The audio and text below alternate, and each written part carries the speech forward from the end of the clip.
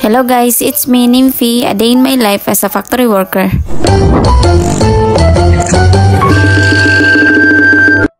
Work na naman tayo ngayong umaga mga guys. Pagising ko nga talaga sa umaga mga guys, pumupunta agad ako sa ref para magtingin kung anong uulamin. Ito nga yung pinakaayaw ko, yung iisipin ko kung ano ang uulamin bukas. Ngayon, sa trabaho na-stress ako, pati man naman sa pang-ulam. Ito na nga lang yung nakuha ko, legs ng manok. Balihatiin ko lang ito sa dalawa kasi medyo malaki naman. Ako lang pala ang magtatrabaho ngayon, kaya dadalhin ko yung motor ko. Ewan ko ba kasi nitong kapatid ko, weather lang ang pagtatrabaho. Hinati ko na nga itong manok at hinugasan muna kasi medyo matigas pa. Habang pinapalambot ko ngayon ay pinapainit ko muna itong kawali. Pag ganitong oras nga ay medyo natatakot pa ako kasi madilim. Buti na lang talaga gising na din si Papa ng ganitong oras. Nilagay ko na nga itong manok, medyo hininaan ko lang yung apoy baka kasi masunog. Tapos hindi pa luto sa loob. Dalawa nga tong naluto ko pero isa lang yung ulamin ko para may matira din sa mga kapatid ko. Huli na din kasi nagsabi yung kapatid ko na hindi pala siya magtatrabaho. Pinaliguan nga ni Papa itong mga alaga niya kasi sobrang dumi ng katawan. Mabuti na lang talaga ay hindi pa kalat-kalat ang amoy nila at hindi nagrereklamo yung mga kapitbahay namin. Habang naglilinis nga to si Papa, ay ako na lang din nagbabantay ng sinasaing niya. Ang importante lang talaga mga guys ay may kasama ako dito sa labas.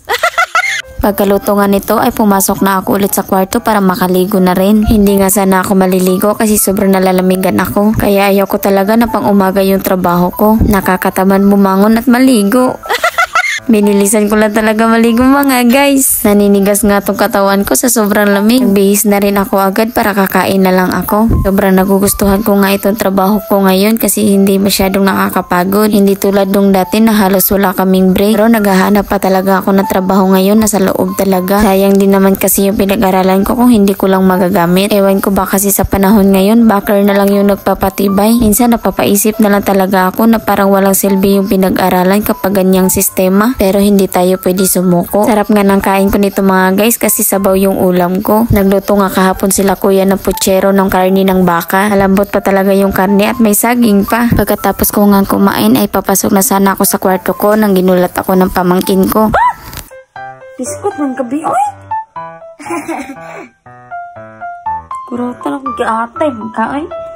Dito kasi siya natulog sa kwarto ko kagabi. Kapag binubuksan ko din kasi ang ilaw ay nagigising talaga siya. Kaya hindi ko nga talaga namalayan na nasa pintuan na pala tong batang to. Paalis na nga ako nito mga guys. Nagdala na talaga ako ng jacket kasi sobrang lamig. Pagdating ko nga mga guys ay medyo hinihingal na ako. Medyo malayo pa kasi yung lalakarin ko bago makapunta sa trabaho. Kaya nga kapag pumupunta ako sa trabaho, 1 hour pa bago yung in ko. Para hindi ako hihingalin at bilisan maglakad. Konti pa lang din yung taong lumalabas. 6 AM pa kasi uuwi yung panggabing nagtatrabaho. Yung mga matagal na nga nagtatrabaho dito ay may sarili na silang locker. Medyo malayo-layo pa nga talaga yung lalakarin ko mga guys. Lumabas na nga si Haring Araw, paniguradong malakas ang init ngayon. Ito nga yung hallway papunta sa trabaho namin. Binilisan ko na nga maglakad dito mga guys. Pag break ko nga ng 1 hour ay kumain na ako agad. At pagkatapos ko nga kumain ay tumambay muna ako dito para makapagpahinga. Pagkatapos nga ng trabaho ay uuwi na nga rin ako agad. Wala nga kaming overtime ngayon kaya 3 PM pa lang ay uuwi na kami. Hanggang dito na lang guys. Maraming salamat. Please like, follow, and share. Bye-bye!